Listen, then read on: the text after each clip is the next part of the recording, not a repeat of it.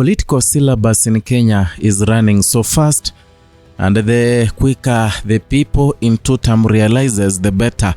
Now today, the national speaker Wetangula Moses and also the Kapseret member of parliament Oscar Sudi, they were beaten, chased from Narok after they tried to talk to the people, trying to familiarize them with and popularize William Ruto's bid come 2027. They faced a very hostile ground whereby people were chanting Wantam, others saying that they don't want to listen to anyone telling them two-term. And it is something that has gotten people's attention because we expected William Ruto to be loved, especially in Narok and also in the Marland. But now that they have deviated and now they are supporting Wantam, they are singing Wantam, it is something that is going to hurt President William Ruto badly, and also the two-term narrative plus the people who are in the government. And the question that remains is, William Ruto is very courageous that is going to win this election. But how is he going to win this election?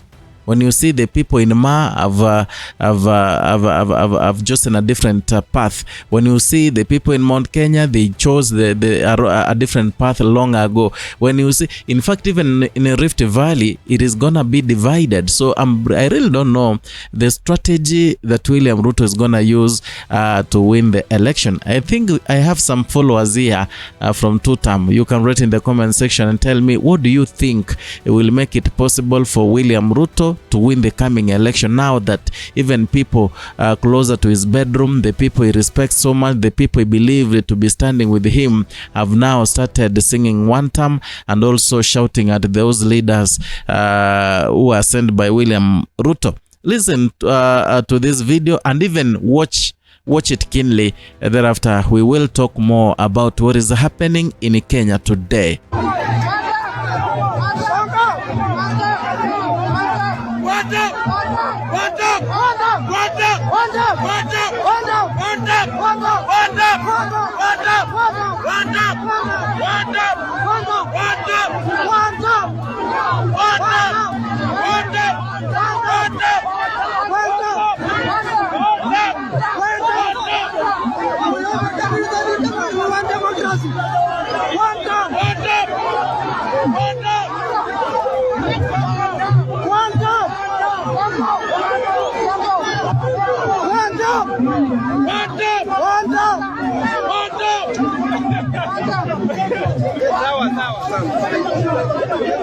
Now, those are restless people in Narok.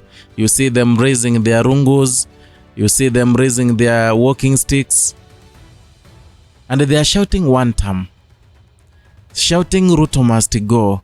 This must be new to our country, Kenya. One thing I know with William Ruto, he has been deeply hurt by this video because among the communities that would have betrayed William Ruto, he never expected the Ma community to be among the communities that really betrayed William Samoei Ruto. If he could see the people chanting Wantam from Mount Kenya, he could understand. If he could see people chanting Wantam from the Gusii region, he could understand. If he could see people chanting Wantam from even Western Kenya, it is okay. But now, getting the people from Narok, a neighboring county, to Rift Valley, yeah, that one, I guess it hit William Ruto badly, where he cannot even touch. So this tells you that unless William Ruto chooses a different path, a journey to Sugoi is inevitable. Unless he uses a different path. I've seen so many political analysts, I've seen so many people giving a different path that William Ruto can use. And the only different path that William Ruto will use maybe is to make sure there is no election come 2027. That is the only way he can extend his stay as the president of Kenya. But if they go genuinely one-on-one, it's gonna be so difficult.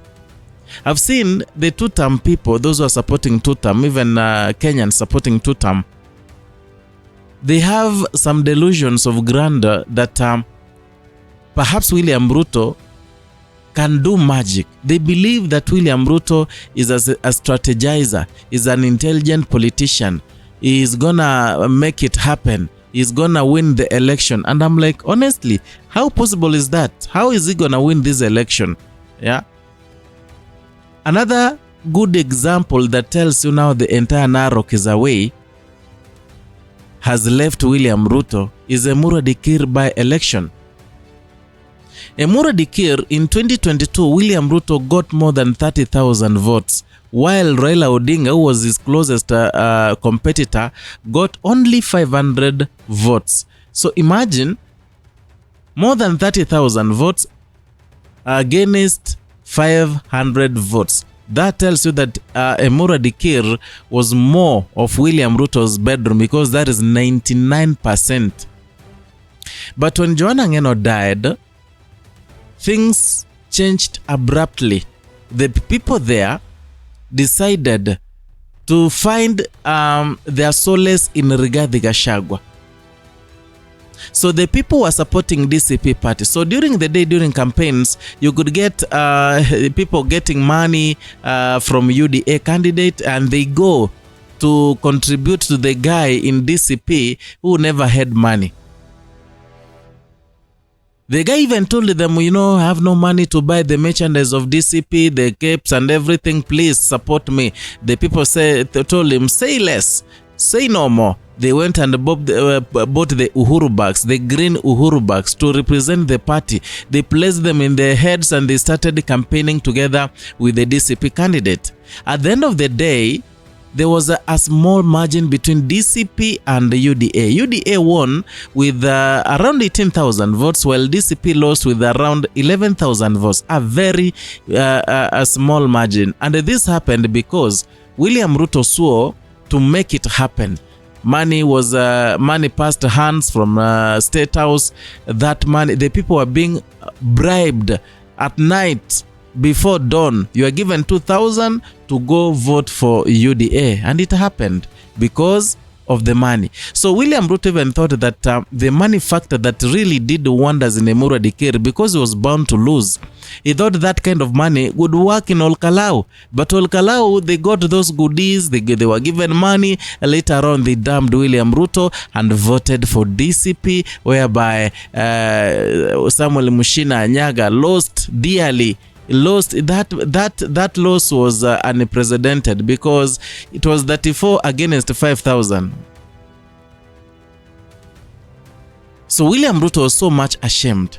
So when you see people like in Narok are denying William Ruto, that tells you that William Ruto, to gain the kind of the strongholds, to gain the kind of love he had in 2022 with the people of Kenya, is very difficult. It is very difficult. And this tells you that William Ruto, in as much as he's so courageous, deep down, he's suffering from anxiety. He's suffering from the kind of wave that is emerging. And each day, you know, that's why I usually tell you that being William Ruto is very hectic. Yani unatulia tu, unasikia Sifuna amepokelewa pale Bungoma na mamilioni ya watu. Kidogo tu unasikia Gideon Moi amesema kwamba atafichua siri. Kidogo tu unasikia Gachagua pale anakuita mwizi, muongo, muuaji. Kidogo Matiang'i is roaring from Kisii. Kidogo Kalonzo is there from Ukambani. My friend, hata wewe si unaweza.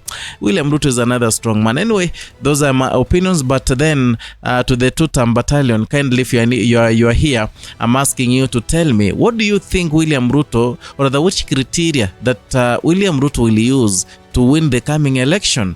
Kindly share with me. Even those who believe in Wantam, you can equally say something in the comment section.